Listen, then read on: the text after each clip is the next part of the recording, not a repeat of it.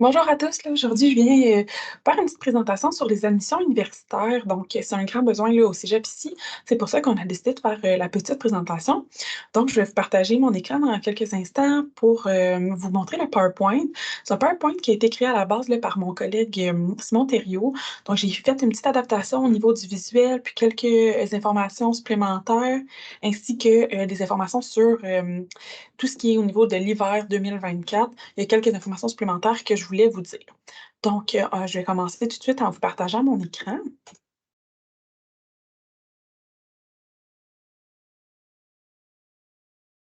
Donc, voilà. Donc, les admissions universitaires, on commence ça tout de suite.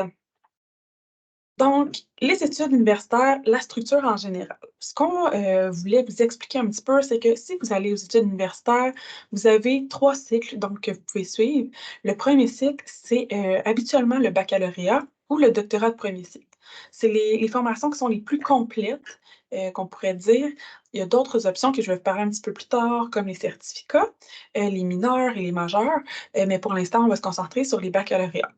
Donc habituellement, un baccalauréat de 3 ou 4 ans, la plupart du temps 3 ans, 4 ans, c'est certaines formations, par exemple, en enseignement où on doit aller chercher un brevet, donc c'est pour ça que c'est un petit peu plus long. Quand on parle de comme 3 ans et demi, il y a beaucoup de programmes au cégep qui sont des programmes coopératifs. Des programmes coopératifs, c'est des programmes qui, incluent des stages dans votre, formation. Donc des stages qui sont habituellement rémunérés, des stages qui sont de 4 mois. Donc dans une formation, habituellement 3 stages de 4 mois qui va vous donner une année, de formation vraiment sur le terrain. Dans le cas du doctorat de premier cycle, souvent on dit doctorat, c'est plus un troisième cycle. Dans ce cas-ci, le doctorat de premier cycle, c'est souvent, en santé. Donc, à ce moment-là, on dit un doctorat de premier cycle, c'est plusieurs années, mais c'est, comme le même niveau que le baccalauréat à la base. C'est pour préparer à la formation, de santé par la suite. Donc, quand on parle d'une maîtrise, à ce moment-là, c'est un deuxième cycle. Donc, c'est à peu près 2 ans. Ça dépend des certaines universités, mais habituellement, là, c'est 2 ans. C'est pour aller un petit peu plus poussé dans un domaine. Donc, pour développer des attitudes de recherche, d'approfondir des connaissances qu'on a déjà, appris, par exemple, au baccalauréat. Puis, parfois, la maîtrise permet d'aller répondre aux besoins de certains emplois, donc d'être dans des ordres professionnels. C'est parfois possible avec la maîtrise. Ensuite, si vous décidez de poursuivre au doctorat, c'est le troisième cycle, donc c'est souvent associé à l'avancement de connaissances dans de la recherche. À ce moment-là, on dit 3 ans, mais ça peut s'échelonner sur plusieurs années. Les gens peuvent faire ça à temps partiel, travailler en même temps, mais aller faire, des recherches supplémentaires sur un sujet donné. Tous ces cycles-là peuvent vous mener au marché du travail. Donc, en complétant un baccalauréat, vous pouvez aller sur le marché du travail. Même chose après la maîtrise et le doctorat. Je vous ai marqué ici à droite également les deck-back. Je vais vous en parler un petit peu plus tard, mais un deck-back pour vous donner une petite idée. Si vous êtes dans un programme, donc une technique, c'est parfois des opportunités qui s'offrent à vous de diminuer un petit peu vos années d'études en mettant ensemble le cégep et l'université. Donc, vous faites votre formation au cégep et vous allez compléter à l'université, mais habituellement 1 an de moins que la formation si vous le faites de manière vraiment séparée. Je vous en parlerai un petit peu plus tard de manière plus précise. Il y a également des programmes courts qui sont 15 crédits, qui vous permettent, d'aller souvent vous spécialiser dans un domaine, vous perfectionner aussi là, dans un domaine. Donc si on poursuit, tout à l'heure, je vous parlais un petit peu des certificats. Les certificats, c'est 30 crédits. Une session, pour vous donner une petite idée, c'est 15 crédits habituellement et c'est, 5 cours, donc 3 crédits environ par cours. Ça peut modifier selon le programme que vous choisissez, mais ça vous donne une bonne idée. Donc les certificats ici dans cette diapo-là, c'est vous avez l'option du baccalauréat, donc d'aller faire vos 3 ou 4 années. Il y a d'autres options qui s'offrent à vous si ça ne fonctionne pas pour vous, ou vous voulez peut-être, aller développer des connaissances dans plusieurs, domaines différents.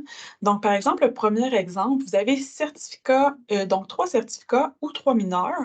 Ça, c'est des les 30 crédits, en fait, comme je vous parlais tout à l'heure, ça vous permet d'aller chercher des connaissances dans 3 domaines différents et de former un baccalauréat par cumul de différents certificats ou mineurs. Donc, vous pouvez un peu créer votre baccalauréat sur mesure. Si vous utilisez cette formule-là, c'est vraiment important de regarder avec l'université si c'est une option pour vous et si les certificats ou mineurs que vous avez choisis peuvent, être associés ensemble pour former le baccalauréat par cumul que vous désirez. Donc, un peu dans le même esprit, au numéro 2, numéro 3, vous avez aussi l'opportunité de faire, des majeurs. Donc, une majeure, c'est 60 crédits, donc c'est 2 ans. C'est un petit peu plus poussé dans un domaine. Donc, si on regarde l'option numéro 2, vous pourriez dire: «Parfait, moi je suis intéressé par l'histoire et par la politique, par exemple. J'adore l'histoire, j'aimerais me concentrer un peu plus là-dessus. Donc une majeure de 2 ans en histoire, mais j'ai quand même envie d'avoir quelques informations puis avoir des connaissances en politique. Donc, je choisirais un certificat en politique. Donc, mis ensemble, ça fait un baccalauréat par cumul avec des connaissances un petit peu dans les 2, mais avec, une majeure et un certificat ou une mineure. Et dans l'option numéro 3, c'est un peu la même chose, donc 2 majeurs. À ce moment-là, oui, ça vous fait 120 crédits, ça fait 4 ans, mais ça compte également là, comme un baccalauréat par cumul. Donc, c'est d'autres options qui s'offrent à vous, hem, si vous le désirez pour le premier cycle. Donc, comme je t'ai parlé un petit peu, ça fait un retour sur, tout ce qu'on regarde ensemble depuis tout à l'heure. Donc un baccalauréat, 90 à 120 crédits. Le 4 ans, je t'ai parlé un petit peu pour l'enseignement. Donc, DEC bac et programme court, j'en ai parlé aussi, ça fait un retour. Vous avez aussi l'opportunité de faire un baccalauréat par cumul, donc je viens de vous parler, à la diapo précédente. Et finalement le doctorat de premier cycle, donc qui est de 4-5 ans à la base. Puis ensuite, les gens vont choisir une spécialisation pour poursuivre leurs études, qui est souvent dans le domaine de la santé, comme je vous parlais un petit peu plus tôt, donc qui est d'environ là, de 164 crédits. Ici, on parle de 4 à 5 années parce que selon l'université, parfois, ils vont demander une année préparatoire, puis dans d'autres cas, vous allez commencer tout de suite la formation. Donc, c'est, pour vous donner une petite idée là-dessus. Donc un outil qui serait vraiment intéressant pour vous, Destination Université, ça vous permet d'avoir des informations sur, oui, les 19 universités du Québec. Si vous avez des questions par rapport aux demandes d'admission, tout ce qui est les portes ouvertes se retrouve aussi là-dessus. Hem Si vous avez des questions par rapport à vos demandes d'inscription et finalement, il y a une partie également pour votre budget, si vous voulez avoir une petite idée, parce que c'est certain que le cégep et l'université, ce n'est pas les mêmes coûts. Si vous décidez de quitter la maison, la voiture, les transports en commun, les livres, donc il y a plusieurs choses à prendre en compte. C'est une bonne chose d'aller là sur Destination Université si vous voulez ne pas avoir de surprise. Donc, je vais juste vous partager brièvement Destination Université. Voilà, donc vous allez arriver sur cette page-ci et quelques informations que vous pouvez trouver, intéressantes. Si vous descendez, vous avez les fiches des universités. Donc par exemple, si je choisis par exemple l'université de Sherbrooke, je clique ici, vous avez des informations, pour cette université-là. Donc l'enseignement ressemble à quoi? Le milieu de vie. Ensuite, en descendant, vous avez aussi des informations sur si vous êtes un étudiant international ou vous voulez faire des stages à l'international. C'est quoi l'expérience universitaire? Donc vous allez retrouver quoi comme ambiance? Vous avez même une visite guidée du campus pour vous donner une petite idée. Est-ce que c'est un endroit dans lequel que je me sentirais bien, que j'ai envie d'évoluer? Puis si vous voulez avoir des informations sur tout ce qui est, on parlait tout à l'heure, le baccalauréat, maîtrise, doctorat, vous pouvez cliquer sur les onglets ici, puis ça va vous donner une petite idée là par la suite. Et voilà, vous avez aussi les portes ouvertes à la fin là, donc samedi 10 février dès 9h30. Donc tout ça arrive assez rapidement. Si on revient au PowerPoint. Donc les portes ouvertes, comme je vous parlais un petit peu plus tôt, je vais aller vous montrer, vous avez accès, ce sera pas bien long, ici, sur votre Omnivox. Vous avez accès à beaucoup d'informations, peut-être que vous ne savez pas. En fait, si vous allez sur, vos communautés dans information scolaire et professionnelle juste ici, vous avez accès à énormément de données, d'informations qui pourraient peut-être vous aider pour votre demande d'admission, tout ce qui est cotère, vous voulez avoir des informations sur les différentes universités, vous allez retrouver tout ça là dans cette communauté-là. Donc là, on parlait porte ouverte. On a un petit onglet ici. Si vous voulez savoir les portes ouvertes de l'hiver 2024, on vous a rassemblé ça dans un petit tableau. Donc vous avez les universités, les portes ouvertes en présentiel. Parfois, ils vous proposent d'autres activités, donc que ça soit une visite virtuelle, vous pouvez prendre parfois des rencontres avec des conseillers d'orientation, hem, des guides sur, différents programmes. Vous pouvez les retrouver ici, donc ça vous donne une bonne idée pour la suite des choses.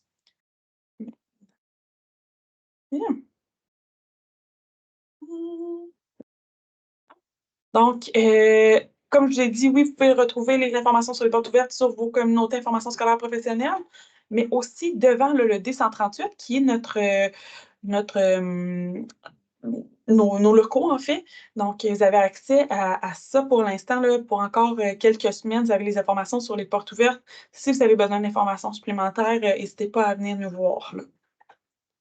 Donc maintenant, les ententes deck-back, on vous en a parlé, j'en ai parlé un petit peu plus tôt rapidement.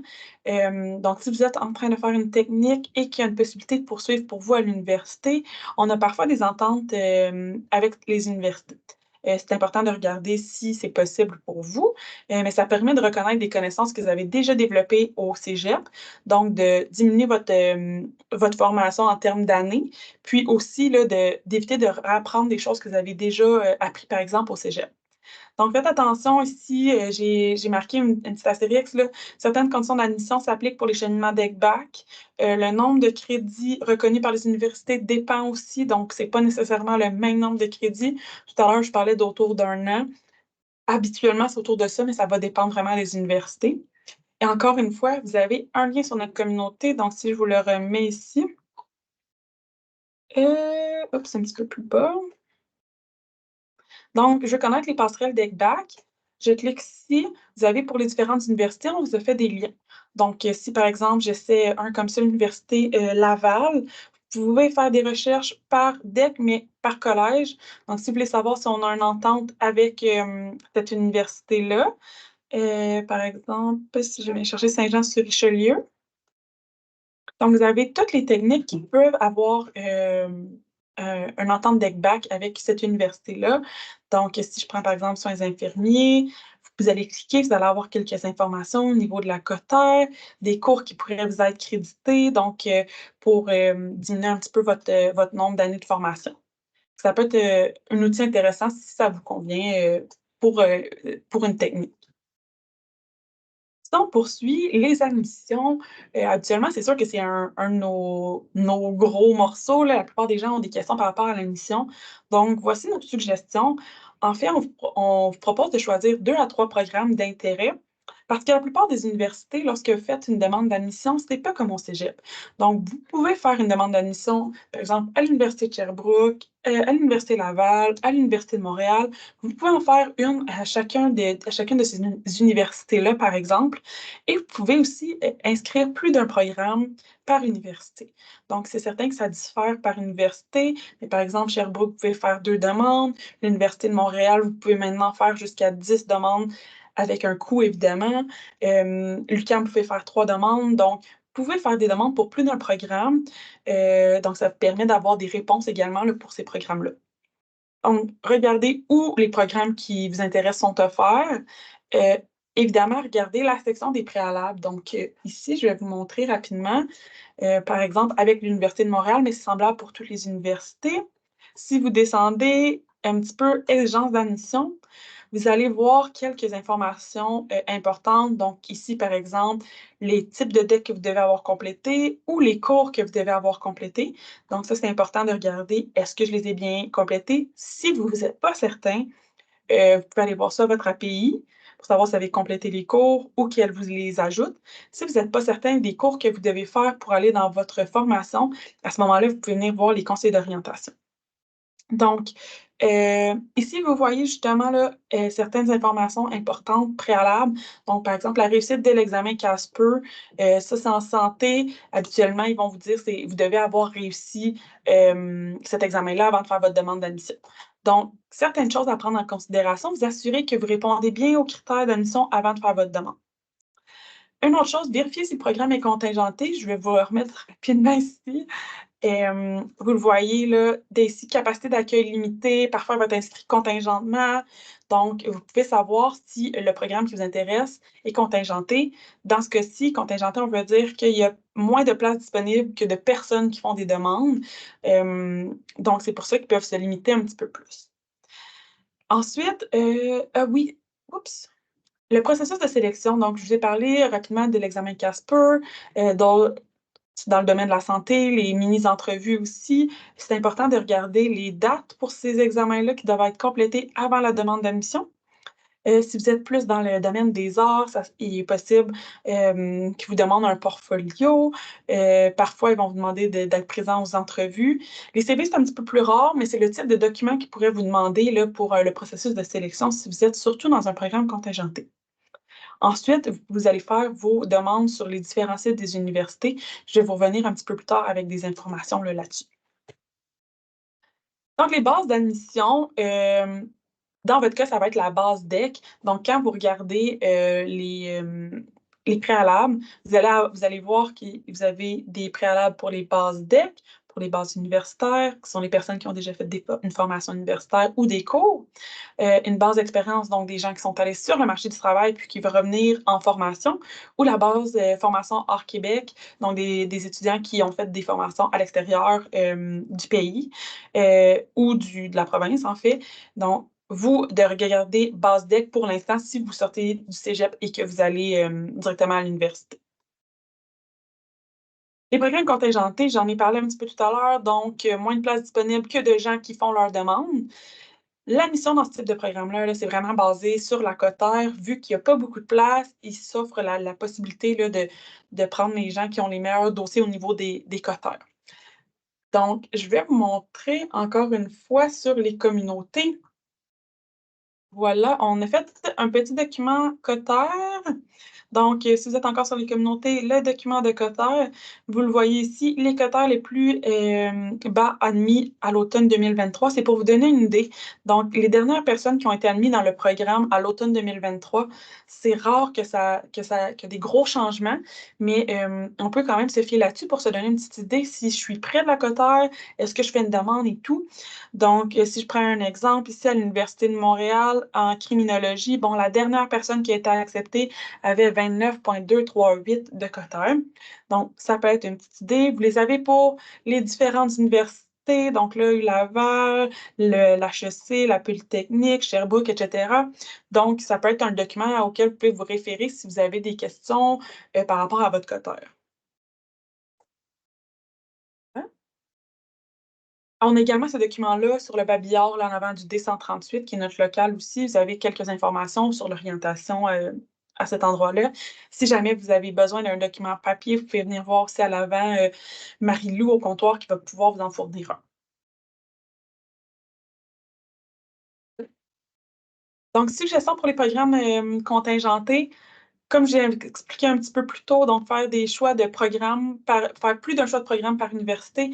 Donc oui, mettre votre choix numéro 1, dans votre demande d'admission en premier, mais également choisir peut-être un programme, qui est non contingenté, que vous avez amplement la cotère, donc juste pour avoir une autre option pour vous, si jamais il y avait quoi que ce soit, ça peut être intéressant de choisir sinon peut-être un certificat dans le même domaine, qui pourrait vous permettre d'aller chercher quelques crédits universitaires, donc d'avoir, un choix ou 2 dans un programme qui est non contingenté également.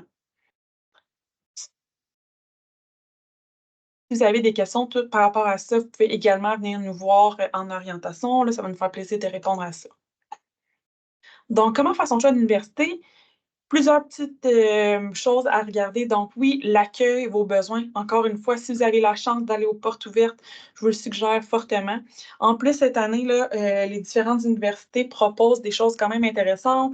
Certaines universités vont vous proposer, de vous inscrire sur leur site. À ce moment-là, vous avez des chances de gagner, votre admission. D'autres vont proposer des bourses qui peuvent aller jusqu'à 1 000 $ pour, si vous êtes allé aux portes ouvertes, également pour votre admission. Dans d'autres cas, si vous allez aux portes ouvertes, par exemple à l'ETS, votre demande d'admission sera gratuite. Donc, c'est important, je vous dirais, là, si vous avez la chance d'aller aux portes ouvertes, de regarder si vous devez vous inscrire sur le site de l'université. Puis si c'est le cas, de le faire. Vous avez la chance de gagner votre admission. Puis en plus, ça vous permet de vraiment voir l'ambiance soit du campus ou de l'université. Donc, aussi de regarder l'accessibilité. Est-ce que vous avez une voiture? Est-ce que vous voulez vous promener en transport en commun? Est-ce que c'est le métro, l'autobus? Est-ce qu'il y a un stationnement? Sinon, est-ce qu'il est payant? Donc, de regarder tout ça si ça répond à vos besoins. Ensuite, les programmes, offerts et la grille de cours. En fait, c'est que certaines universités vont proposer le même programme, mais quand vous regardez la grille de cours, c'est quand même différent. Certaines universités pourraient, par exemple, être, axées plus sur la théorie, d'autres plus sur la pratique, d'autres plus sur l'échange, la collaboration. Donc de regarder les grilles de cours des programmes et de voir celle qui vous conviendrait le mieux. Finalement, à votre confort, donc un peu en allant avec, les portes ouvertes, voir l'ambiance générale du campus, savoir si vous allez bien vous sentir à cet endroit-là. Encore une fois, on vous suggère de parler peut-être avec vos enseignants, faire des recherches personnelles, utiliser les médias sociaux. Maintenant, les universités ont des pages Instagram, donc vous pouvez voir quelques images qui peuvent vous aider à prendre votre choix si vous n'avez pas été capable de vous rendre, aux portes ouvertes, de manière, en présentiel, en fait. Donc, si vous voulez avoir des informations supplémentaires, je vais encore revenir à mes communautés parce qu'on a plusieurs informations là-dessus. Donc, portes ouvertes, prospectus, visites virtuelles. Tout à l'heure, j'ai parlé des portes ouvertes.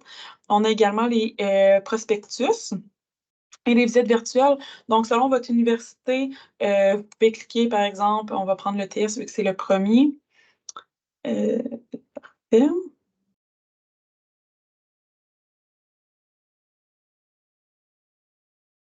Donc, vous allez avoir accès au programme, on va descendre un petit peu plus rapidement ici.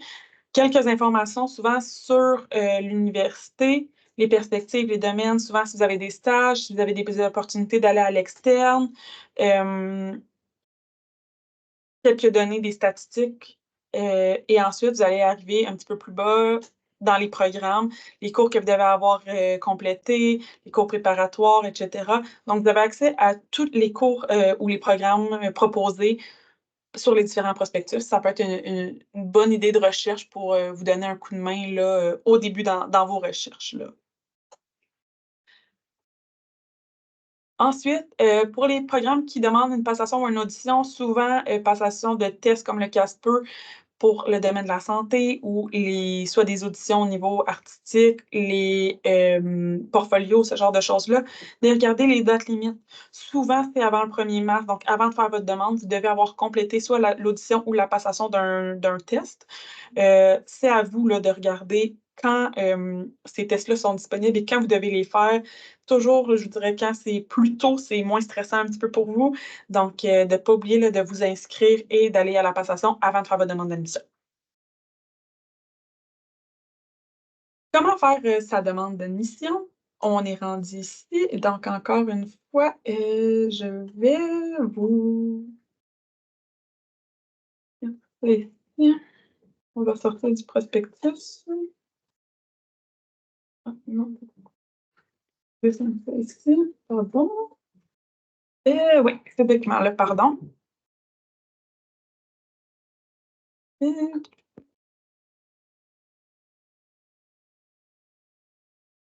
mmh.